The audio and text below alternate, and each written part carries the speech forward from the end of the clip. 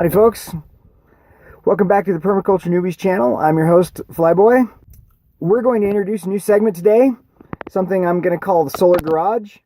Now I know what you're thinking, Flyboy, you've shown us your RV, you've shown us that you're connected to grid power, so how can you call it solar?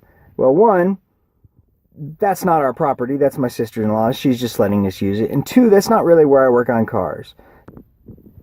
And you're probably also saying, well, you don't have a garage. Well, that's true. We're working on building one. But there is a rhyme and reason to calling it Solar Garage, because these hand tools and these power tools, with batteries charged via a car charger on our solar system, we are effectively working off-grid. The only thing that we do at the RV is we use the vacuum there. So if I need to vacuum out the cars. But I have 3 vehicles that are all roughly project car status. You've seen the Miata that I just introduced. You've seen the Franken Ranger that I introduced last week. And you also saw the wrecked Civic. Between the 3 of those, I have a fair bit of automotive projects that I'm going to have to perform over the next couple of months.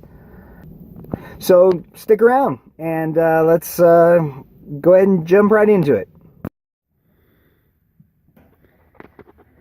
So I took it for its first wash today, and I'm proud to report that none of my patches leaked. It does leak right at the right where the window seals are split. I may run some silicone over that, but even that is not, it's just a little drip. Got it all cleaned up, and I did a couple more things. So the windows wouldn't roll down all the way, and thank God for YouTube. I just kind of YouTubed it and found a guy explaining what the issue was. What it is the cables for the window regulator. There's a clip that holds those cables towards the inside of the door panel to keep them out of the way of the operation of the window, and that clip is prone to breaking, and that's exactly what happened on my car. That clip was missing entirely, so the window regulator cables were getting in the way of that window actually rolling up and down all the way. What would happen is it would roll down to about here and then stop.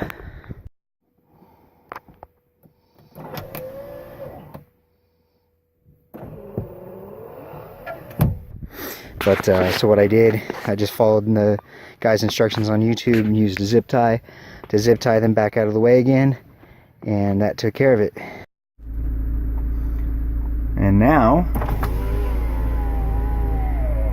rolls all the way down and rolls all the way up.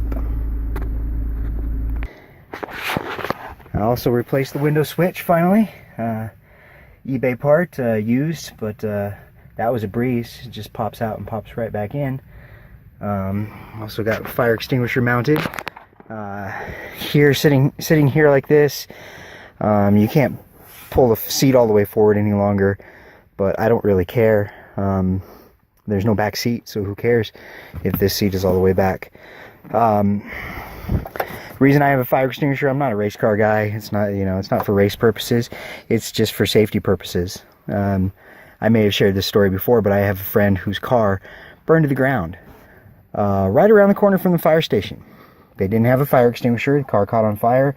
They stopped, got out, of course, and called 911, and literally the fire station was right around the corner, and it still took them 15 minutes to respond, and by that point the car was gone.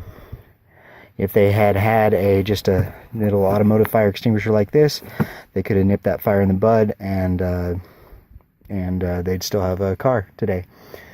Also got my dash cam permanently mounted here. In my Civic, I was just using a suction cup mount, but I like this much better. I also wired in one of those permanent power sources, and that helped a lot as well. Also, I've got what they call the dog leash mod, which I put a little eyelet right here on the convertible handle. My silicone's still drying on one of my patches, so I can't put the top down right now. But just to explain the theory, what you do is when you put the top down, you attach a little dog leash, or in our case, we're using, let's see if I can grab it. We're using little goat lead and you attach that here when you put the top down. And then you can grab this and reach behind you from the driver's seat, grab the dog leash or the harness, whatever, and you can pull the top up one-handed from the driver's seat, versus having to get out of the car or turn around and contort yourself in weird ways to get the top back up. Also, over here at the driver's seat, the glove box here, or center console, this plastic hinge that's here, deteriorated, which is normal for these plastic hinges. So what I did is I just took some jewelry box hinges and screwed them in there, and now my center console works again. Oh, I also, while I'm here, also ran a switch from the power antenna out here just to a switch. This way, I rarely listen to the radio, and honestly I think the power antenna on this car looks kind of ugly when it's up. So I wanted the option to override the power antenna signal, so that power antenna would only go up when I wanted it to. So basically I took the power antenna lead out from here into the switch, out from the switch to the power antenna. So in the up position, power antenna will come on and off with the radio like it's supposed to. In the down position, the power antenna just stays down. So I have the option of leaving it on and letting it be remote, or turning it off.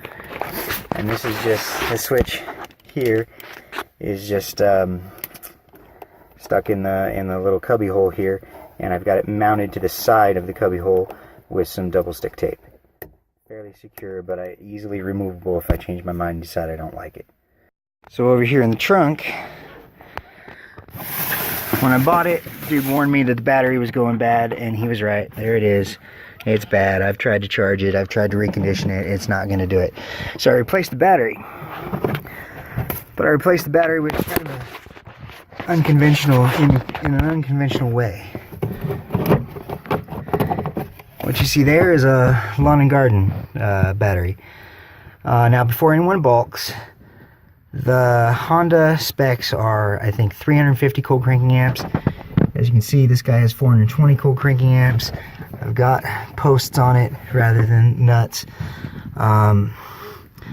The battery that most auto parts stores would try to sell you would be a 51R. That 51R has the most expensive one has 450 cold cranking amps. This is 420. Both of them exceed Mazda's recommendations. And unlike the 51R, this battery is actually vented. So it prevents any off-gassing buildup. Battery tie down still works. I had to flatten these out and then put this little piece of wood in there as a shim, but it still works. Now, hard to see, but my tie down bolt here at the end was actually sheared off by the previous owner. So what I did is I took a lag screw, drilled a pilot hole, and then torqued the lag screw down. So I still have a functional battery tie down. And it works just fine. It's like I said, it exceeds the manufacturer's recommendations. People balk at a lawn and garden battery, but it works, and it was half the price. This was $45. The 51R was $90 from Tractor Supply, over $100 from AutoZone, and so on. So I saved money, and it works just fine. There's no issue at all. Under the hood, not much has happened yet. Previous owner installed a K&N air filter element. I did clean and re-oil that. I also topped off the fluids. Coming soon will be a plug and wire change, and probably a painted valve cover just for aesthetic reasons. But car runs fine as it is. I've got the stuff to do an oil change, except my son has my jack, so I can't do it today like I intended.